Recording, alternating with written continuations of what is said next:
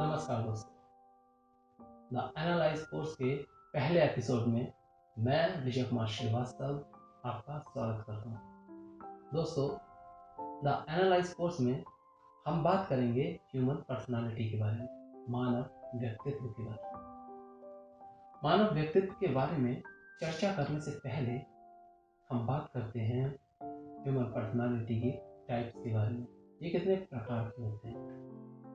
मुख्यतः हम इन्हें दो भागों में विभाजित करते हैं। नंबर 1, सक्रिय व्यक्तित्व, एक्टिव पर्सनालिटी। नंबर 2, रचनात्मक व्यक्तित्व, मतलब क्रिएटिव पर्सनालिटी। इन दोनों पर्सनालिटीज के बारे में, एक्टिव पर्सनालिटी, क्रिएटिव पर्सनालिटी, सक्रिय व्यक्तित्व, रचनात्मक व्यक्तित्व के बारे में विस्तार से चर्चा करने से पहले हम बात करते हैं कि हमारा ब्रेन कैसे काम करता है, हमारा दिमाग कैसे काम करता है। तो दोस्तों, हमारे दिमाग के जो मुख्य 4 बिंदु हैं जिसके बेस पे ये काम करता है, वैसे तो बहुत सारे बिंदु हैं, इसके बहुत सारे भाग हैं, लेकिन मुख्य जो भाग हैं उन्हें हम 4 मान लेते हैं। Number 1, presence of mind. Number 2, concentration. Number 3, memory. और नंबर 4, इमेजिनेशन। तो दोस्तों, प्रेजेंस ऑफ माइंड, जैसे कि आप जानते हैं कि हम जब भी जो कोई काम कर रहे होते हैं तो जो हमारा ध्यान होता है वो उस जगह प्रेजेंट रहता है, उसे हम प्रेजेंस ऑफ माइंड कहते हैं। कंसंट्रेशन, हमारा उस काम पे कितना फोकस है। हमारी मेमोरी, हम कितना याद रख पाते हैं। और इमेजिनेशन मतलब हमारी कल्पना शक्ति, हम कितना इमेजिन कर पाते हैं। पहली जो पर्सनालिटी है, एक्टिव पर्सनालिटी, इनका प्रेजेंस ऑफ माइंड बहुत अच्छा होता है।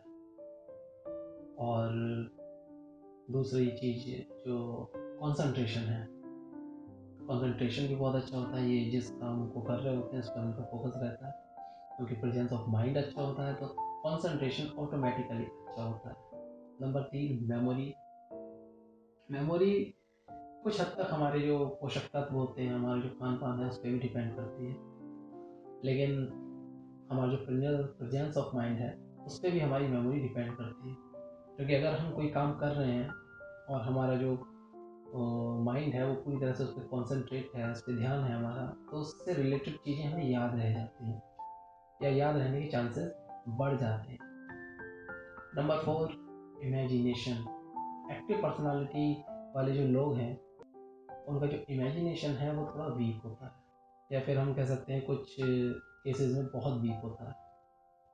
ये लोग डीप थिंकर नहीं होते, बहुत गहराई से नहीं सोचते हैं, या यूँ कहें कि सोचने और समझने की या फिर प्लानिंग करने की जो गुण है इनमें कम होता है या फिर नहीं होता है, ना के बराबर होता है। वही बात अगर हम करें क्रिएटिव पर्सनालिटी की, तो इनका प्रेजेंस ऑफ माइंड वीक होता है, क्योंकि ये इनके अंदर आदत होती है कुछ सोचते रहने की या कुछ इमेजिन करने की। तो ये जो प्रेजेंट में अपने वर्क कर रहे होते हैं, समटाइम्स ये उसमें प्रेजेंट नहीं होते हैं, कहीं खोए हुए होते हैं या किसी चीज़ के बारे में सोच रहे होते हैं। इसके कारण इनका जो कंसंट्रेशन है, हम कह सकते हैं ये भी कंसंट्रेट नहीं कर पाती है, उस पर भी कंसंट्रेट नहीं कर पाते, कंसंट्रेशन पावर भी थोड़ी सी वीक होती है। लेकिन अगर हम इसी चीज़ को दूसरे तरीके से देखें, ये जिस चीज़ को इमेजिन कर रहे होते हैं, जिस चीज़ के बारे में सोच रहे होते हैं, उस पर इनका कंसंट्रेशन बहुत अच्छा होता है। कंसंट्रेशन अच्छा होता है तभी तो ये उसको इतना ज़्यादा इमेजिन कर पाते हैं या उसमें इतना खो पाते हैं, क्योंकि इनका जो माइंड है ये उस चीज़ पर, उस विषय पर कंसंट्रेट हो जाता है। नंबर 3 जो आता है हमारा मेमोरी।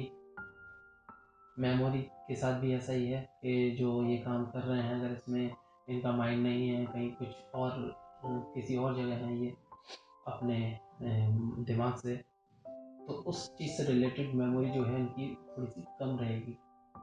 लेकिन ये जिस चीज़ को इमेजिन कर रहे हैं, सोच रहे हैं, या जिस ख्याल में है, उससे रिलेटेड मेमोरी इनकी बहुत अच्छी होती है या फिर आउट ऑफ बॉक्स होती है समटाइम्स। 4, इमेजिनेशन पावर इनकी बहुत स्ट्रांग होती है, या फिर यूँ कहें कि बहुत ही आउटस्टैंडिंग होती है या आउट ऑफ बॉक्स होती है, जो कि हम इमेजिन नहीं कर सकते, जिसकी हमें उम्मीद नहीं होती। और इस वजह से कभी कभी ये कुछ ऐसी हिस्ट्री क्रिएट कर देते हैं, ऐसा इतिहास रच जाते हैं जो कि इन्हें ये बहुत ही ग्रेट बना देता है।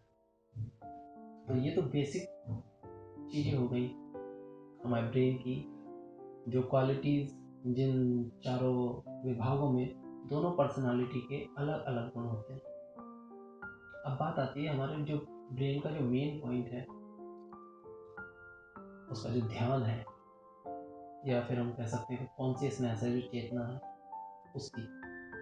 तो हमारा जो ब्रेन है वो एक टाइम में एक कमांड देता है। मतलब ये कि अगर हमें कोई काम करना है तो हमारा जो ब्रेन है वो बॉडी को जो कमांड देता है, एक टाइम में एक ही कमांड दे सकता है। फॉर एग्जाम्पल, जैसे हमारे माइंड ने हमारी बॉडी को कमांड दी कि इस हाथ को हमें ऐसे घुमाना है। ये कमांड देने के बाद हमारा माइंड फ्री हो जाता है। मतलब कहने का मतलब ये है कि हमारा जो कॉन्शियसनेस है, जो कमांड देती है, वो फ्री हो जाती है। इसके बाद ये हमारी मेमोरी में आ जाता है, और हम ये जब ये लगातार प्रोसेस तो चल रहा है, लेकिन हमारा माइंड जो कमांड देने वाला पार्ट है वो फ्री रहता है। इस कमांड को देने के बाद ये फौरन दूसरी कमांड दे सकता है कि इस हाथ को भी ऐसे घुमाना है, या फिर इन दोनों को साथ में घुमाना है। तो इस टाइम में हमारे माइंड ने दो कमांड दी, एक एक करके। कई बार हमें ऐसा लगता है कि हमने दो कमांड एक साथ दी, जबकि वो ऐसा होता नहीं है। वो इतना क्विकली है, इतना फास्ट होता है कि हमें पता नहीं चलता है कि वो एक एक करके कमांड दी गई है।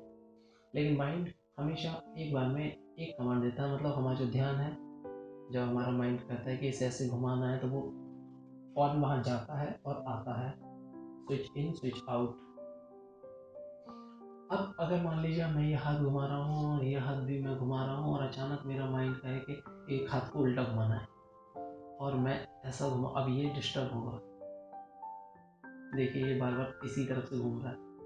हालांकि ये प्रैक्टिस करने से ये भी आ जाएगा, लेकिन उस कंडीशन में भी कमांड एक टाइम में एक कमांड दी जाएगी, वो 1 बाय 1 दी जाएगी, लेकिन वो शायद इतना माइक्रो सेकेंड में होगा काम कि वो हमें पता नहीं चलेगा।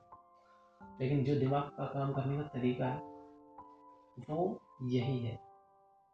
तो इसके हिसाब से ये जो दोनों पर्सनालिटीज़ हैं, ये कैसे काम करती हैं, इनके क्या गुण हैं, क्या दोष हैं, इन सारी चीज़ों पर हम चर्चा करेंगे।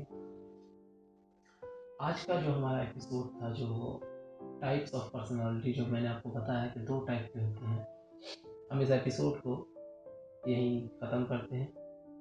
आगे आपसे बहुत सारे विषयों पर चर्चा करनी है, लेकिन आज के लिए इतना ही। लेकिन चलने से पहले मैं आपको एक बात और बताता जाता हूँ कि ये जो दोनों पर्सनालिटीज़ हैं, इसमें के अपने अपने गुण हैं। जैसे मैंने तो आपको मेमोरी को लेके बताया, प्रेजेंस ऑफ माइंड को लेके बताया, लेकिन किसी भी पर्सनालिटी को हम ये नहीं कह सकते कि ये ख़राब है, ये वीक है, या ये अच्छी है, क्योंकि दोनों अपनी जगह हैं। अगर किसी का इमेजिनेशन अच्छा है तो किसी का प्रेजेंस ऑफ माइंड अच्छा है। तो कई बार ऐसा होता है कि जो क्रिएटिव पर्सनालिटी है, उनका प्रेजेंस ऑफ माइंड ना होने की वजह से, उनका ध्यान वहाँ ना होने की वजह से, जो हमारी रूटीन लाइफ है उसके बहुत सारे काम ऐसे होते हैं जो हम सबको ही करने होते हैं। तो जब क्रिएटिव पर्सनालिटी जो होते हैं वो उस चीज़ को करते हैं, तो उनका ध्यान वहाँ ना होने की वजह से वो उसमें परफॉर्म अच्छा नहीं करते हैं। तो कई बार उन्हें डफर समझ लिया जाता है, लेकिन ऐसा बिल्कुल भी नहीं है, क्योंकि उनका दिमाग जहाँ है वो उस फील्ड में जो कर सकते हैं वो कोई दूसरा नहीं कर सकता। तो इस तरह से दोनों ही पर्सनालिटी अपने आप में अलग हैं। अब वो क्या अंतर है, कैसे, हम धीरे धीरे डिटेल में बात करेंगे इस बारे में, लेकिन आज के लिए इतना ही। नमस्कार।